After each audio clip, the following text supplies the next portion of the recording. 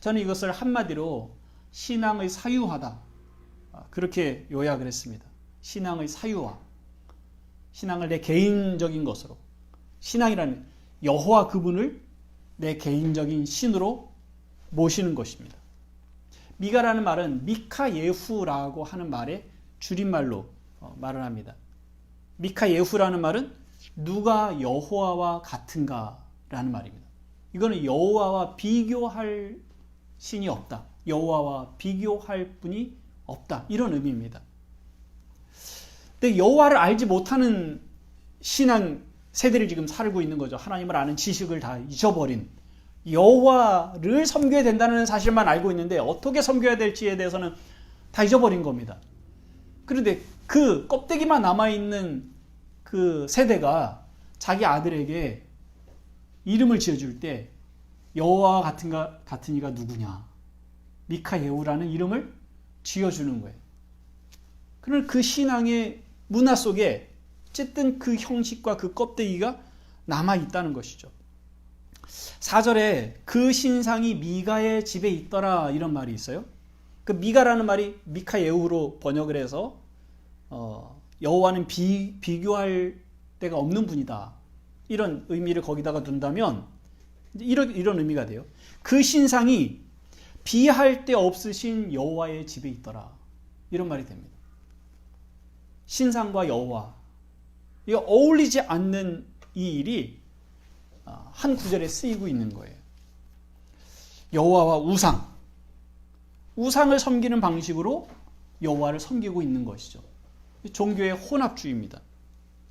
여호와도 섬기고 우상도 섬기는 거예요. 뭐 둘 중에 하나가 내 기도 들어주면 된다고 생각할 수 있는 거죠. 근데 그들은 이 신상을 섬기는 것이 곧 여호와를 섬기는 일이라고 생각을 하고 있었습니다. 여호와를 섬기는데 그들이 현재에 살고 있는 그 땅의 문화를 따른다고 아마 그렇게 이해했을지도 모르겠습니다. 그런데 하나님은 그렇게 여기지 않으시죠. 하나님은 보이지 아니하시는 하나님으로 이스라엘 백성에게 계속 말씀을 하셨습니다. 그래서 그 어떤 신상도 만들지 말라고 말씀을 하셨어요. 아마 그렇게 하신 이유가 이런 이유 때문이 아닌가. 사람의 마음은 그 신상을 만들어 놓고 이 신상은 내가 섬기려는 것이 아니라 여호와께서 늘 우리를 지켜보신다는 걸 내가 눈으로 보고 확인하는 그런 어떤 대상물에 불과한 거야, 상징물에 불과한 거야 라고 출발은 한다 할지라도 시간이 지나면서 그 우상을 내가 소유한 것처럼, 여호와를 내가 소유할 수 있을 것처럼 그 마음의 부패함을 막으시려는 것이 아니었나 하는 생각을 합니다. 그건 여호와를 섬기는 올바른 방법이 아니었습니다. 자기를 위한 신앙, 자기의 복을 위한 신앙으로 만들어가는 과정을 보고 있는 겁니다. 혼합주의로 변질되어 버렸어요.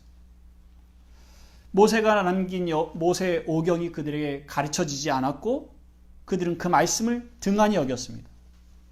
하나님을 알지 못하니 그 크시고 위대하신 하나님, 그 하나님을 자기를 위한 신으로 축소해버리고 말았습니다.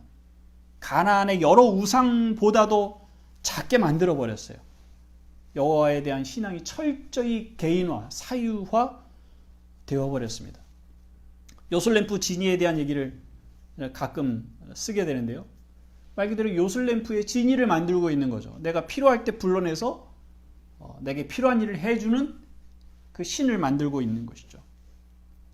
그것도 은 200이나 되는 큰 돈을 들여서 만든 신상입니다. 헌신하고 있는 거죠. 신당을 지어놓고 돈을 들여 사람을 세워서 그 일을 하게 하고 있으니 나름 아마 잘하는 일이라고 생각할 수 있습니다. 그러나 그것은 하나님을 위한 것이 아니라 더 많은 복을 위한 투자에 불과하다고 생각할 수 있죠. 근데 이 신앙의 사유화는 단지 미가 개인의 문제가 아닙니다. 그것은 공동체 붕괴의 결과입니다. 이스라엘은 더 이상 형제 지파와 연대하지 않습니다. 다른 지파의 문제, 이웃의 문제에 관심을 두지 않습니다. 우리가 이미 삼손에 대한 이야기를 할 때 살펴봤습니다. 삼손이 혼자 애쓰는데도 불구하고 유다 지파가 그를 돕지 않았고 또 오히려 삼손을 묶어서 블레셋 사람들에게 넘겨주는 일을 유다가 해왔었습니다. 다른 종족의 다른 사람들의 일에는 관심을 기울이지 않는 거죠. 그것이 베들레헴에서 온 레위 청년의 방랑을 통해서 보여주고 있습니다.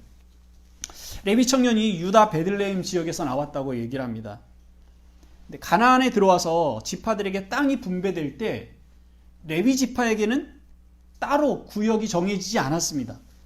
각 지파에게 분배된 땅이 있고 그 땅 중에 제비 뽑아서 몇 군데를 그 지역에 사는 레위인들에게 제공을 해주는 겁니다. 그러니까 각 지파가 자기 지파 영토 안에 레위인들이 곳곳에 살도록 그렇게 땅을 내주어야 했습니다. 근데 유다 지파의 땅 중에서도 레위인들이 살 땅들이 제비 뽑아서 그들에게 제공되도록 했습니다. 그런데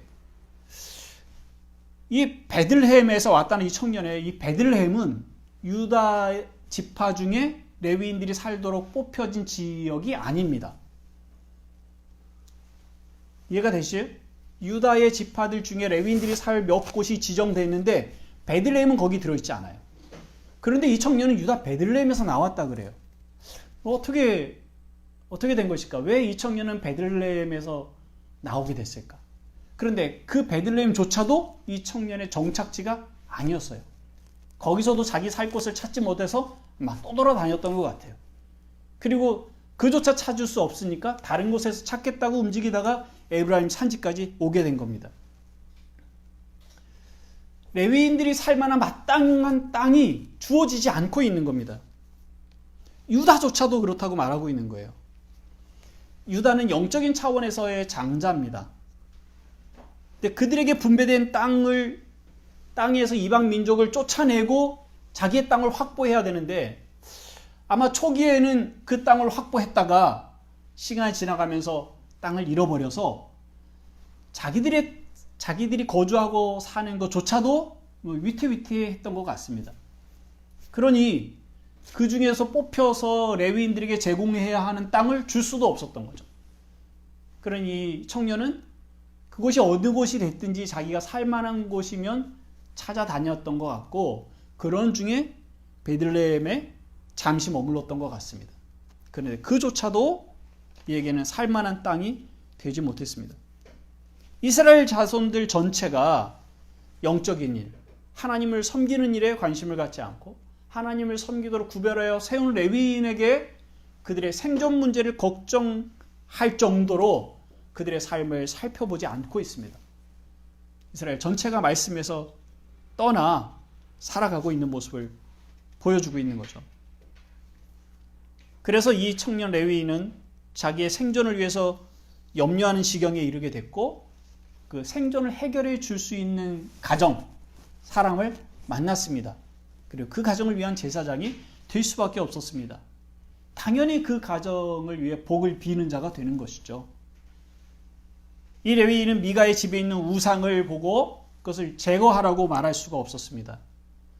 보이지 않는 중에 계시는 하나님 여호와만을 섬기라고 가르칠 수도 없었습니다. 자기가 미가의 집을 위한 제사장이 되었으니 그것은 이 신당 때문이고 거기에 들어있는 신상 때문이라는 것을 정확히 알고 있었죠. 말을 하지 못한 것이 아니라 아마 이 레위인조차도 하나님에 대한 그 어떤 신앙을 어떤 지식도 가지고 있지 않았을지도 모릅니다. 그가 제사장으로 섬기는 방식도 그냥 레위기의 가르침을 따라서가 아니라 자기의 소견대로 혹은 이 가난한 사람들이 우상을 섬기는 방식으로 그렇게 여호와 신상을 섬겼을 겁니다.